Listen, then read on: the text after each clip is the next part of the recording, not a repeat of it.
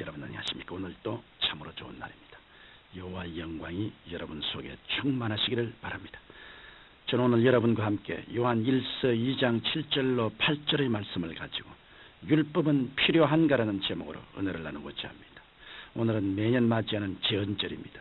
제헌절은 1948년 7월 17일 대한민국 헌법이 공포된 것을 해마다 기념하는 국경일입니다. 그런데 헌법은 국토와 국민과 주권이 마련된 국가의 안녕과 질서를 위해 필요한 규범과 약속입니다. 한 국가의 모든 국민의 권리는 국민 개개인이 자신의 책임과義務를 다할 때 비로소 누릴 수 있는 것입니다. 이 때문에 국민의 권리와 책임과義務를 규정하기 위해서 바로 법이 필요합니다. 이와 같이 국가에도 진정한 자유를 누리기 위해 법이 필요하듯이 하나님 나라에도 하나님의 법이 필요한 것입니다. 그러나 그리스도인 가운데 예수 그리스도를 믿음으로 말미암아 구원을 얻었으니 율법은 필요 없는 것이므로 실패하자는 분이 있습니다. 이는 성경을 잘 이해하지 못해 나타난 결과입니다. 하나님께서 구약 4천년을 다스리고 예수 그리스도의 은혜의 복음이 나타나도록 하기 위하여 율법을 주셨지만 신약 시대라고 해서 율법이 우리들의 생활에서 무용지물이 된 것은 아닙니다. 그러면 왜 오늘날과 같은 신약 시대, 즉 은혜의 시대에 율법이 필요할까요? 첫째로 율법은 신앙 공동체의 질서와 안녕을 위해 필요합니다. 한 나라를 다스리고 사회 질서를 유지하려면 법이 필요합니다. 만약 법이 없다면 이 세계는 무서운 혼돈 속에 빠져들고 말 것입니다. 왜냐하면 사회는 성자들만이 살지 않기 때문입니다.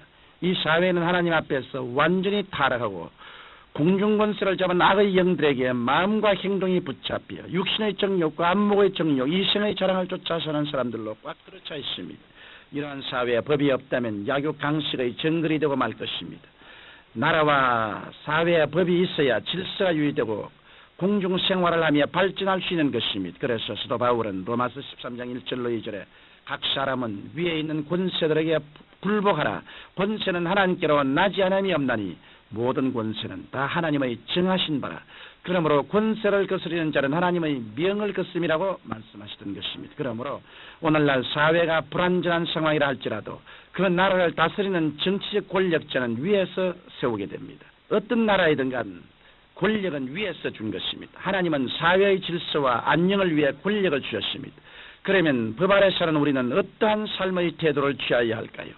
성경은 로마서 13장 17절에 다음과 같이 말씀하고 있습니다. 너희가 왕들을 위해 기도하고 공세를 받을 자에게는 공세를 바치고 국세를 받을 자에게 국세를 바치라.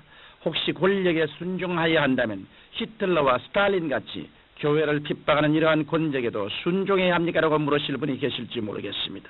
성수적으로 볼 때 권력이 위에서 났기 때문에 권력에 순종해야 하지만 그렇다고 하여 하나님의 권력을 무시하고 반역하는 권력에까지 순종해야 하는 것은 아닙니다. 지도자가 하나님을 알든 모르든 간에 사회의 질서와 안녕을 부유하고 하나님 섬기는 것을 방해하지 않을 때는 그 지도자를 위해 기도하고 국세와 공세를 바치며 순종해야 합니다. 이러므로 법은 정치, 사회적인 안녕과 질서를 위해 필요한 것입니다. 이와 같이 교회에도 율법이 필요합니다. 교회는 하나의 조직사회라고도 볼 수 있습니다. 당회는 당회의 법이, 재직회는 재직회의 법이 있습니다. 교회는 교회대로 다스리는 법이 있습니다. 그렇기 때문에 율법을 철폐해도 된다는 사람은 율법을 잘못 이해한 것입니다. 율법은 주님을 잘 섬기는 사람을 위해 필요한 것이 아니라 주님을 반역하는 사람에게 더욱 필요합니다.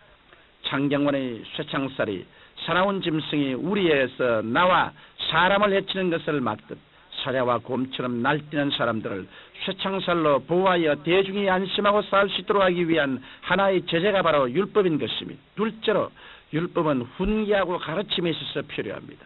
율법이 없으면 신앙생활을 하는 우리에게 교육적인 규범이 없게 됩니다.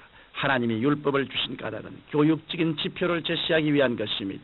율법을 우리에게 주셔서 경계하는 목적에 대해 사도 바울은 디모데전서 1장 5절에 다음과 같이 말씀하셨습니다. 경계의 목적은 청결한 마음과 선한 양심과 거짓이 없는 믿음으로 나는 사랑이거늘 우리 자신의 모습을 비춰보려면 거울이 필요합니다. 거울을 보면 얼굴이 깨끗한지 옷차림이 추한지를 한눈에 볼 수 있습니다. 이와 같이 신앙생활을 하는 우리도 자신의 모습을 살펴볼 수 있는 거울이 필요합니다. 이 거울이 바로 율법인 것입니다. 율법이라는 거울을 보면 우리의 행위가 옳은 것인지 아닌지를 알 수 있습니다. 그러므로 율법은 하나님의 형상과 모양을 닮아가려고 하는 사람에게는 교육적인 안내서가 됩니다. 이에 대하여 성경 디모데전서 1장 8절로 10절에 다음과 같이 기록하고 있습니다. 그러나 사람이 율법을 법있게 쓰면 율법은 선한 것인 줄 우리는 아노라. 알 것은 이것이니 법은 옳은 사람을 위해서 세운 것이 아니요 오직 불부한 자와 복종치 아니하는 자며 경건치 아니한 자와 죄인이며 거룩하지 않은 자와 망령된 자며 아비를 치는 자와 어미를 치는 자며 살인하는 자며 음행하는 자며 남색하는 자며 사람을 탈취하는 자며 거짓말하는 자며 거짓 맹세하는 자와 기타 바른 교훈을 거스르는 자를 위함이니 이와 같은 사람들에 대하여 율법이 심판을 보여주므로 돌이켜 새 사람이 되게 하려는 훈계와 가르침이 목적이 있는 것입니다. 성경은 분명히 율법을 거역하고 하나님을 반역하면 하나님의 심판을 피할 수 없게 되고 종국에는 불과 유황으로 탄 못에 들어가게 될 것이라는 엄한 하나님의 태도를 보여주고 있습니다. 만일 율법이 없으면 이러한 하나님의 심판과 형벌을 알지 못하기 때문에 자기 마음대로 행하여 멸망받을 수밖에 없을 것입니다. 이렇기 때문에 율법은 선한 사람에게는 더 선하게 될 수 있는 규범을 보여주고 악한 자에게는 만일 악한 행위를 계속하면 멸망에 된다는 경고를 해주므로 그 길에서 돌이켜 하나님을 섬길 수 있게 합니다. 셋째로 율법은 우리에게 생명의 길을 가르쳐 줍니다. 하나님이 우리에게 율법을 주신 것은 우리를 죽이기 위함이 아니라 법을 지킴으로 생명을 얻게 하기 위함인 것입니다. 율법을 어긴 대가는 죽음인 거로 생명의 길을 따라가려고 하여도 육신이 연약하여서 따라가지 못한 우리를 대신하여 예수님이 십자가에 피를 흘려주셨습니다. 이로 말미암아 생명의 길로 걸어가지 못하는 사람들의 모든 죄가 용서되고 다음 성령이 마셔서 생명의 길로 걸어갈 수 있는 힘을 주셨습니다. 구원은 믿음으로 받지만 그 효과는 하나님이 계시하신 생명의 도인 율법을 지키려고 애쓰고 몸부림치는 자에게 발생하는 것입니다. 살인하지 말라, 간음하지 말라, 도둑질하지 말라, 거짓 증거하지 말라. 이 모두가 생명의 도입니다. 예수님을 믿고 구원받았다고 하여 음란하고 방탕하며 죄악의 길에 들었으면 그 사람은 구원의 능력을 발휘하지 못하고 멸망받고 말 것입니다.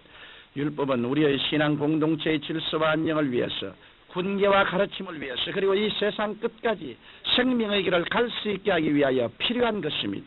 그러므로 여러분은 제헌절을 맞이하여 하나님께서 주신 율법의 의미를 깊이 간직하고 그 법에 순종함으로 항상 축복받은 그리스도인이 되시기를 간절히 축원합니다. 사랑이 많으신 아버지, 하나님께서 우리에게 율법을 주시는데 법 있게 서면 율법은 우리에게 큰 축복이 되고 우리를 안내하여 생명의 길로 들어가게 하는 것이옵니다. 이러므로 우리가 모두 다 예수를 믿고 구원을 받았지만은 율법을 지킴으로 하나님과의 사랑과 교제 속에 들어가고 행복을 얻을 수 있도록 축복하여 주시옵소서. 예수님 이름으로 기도합니다. 아멘.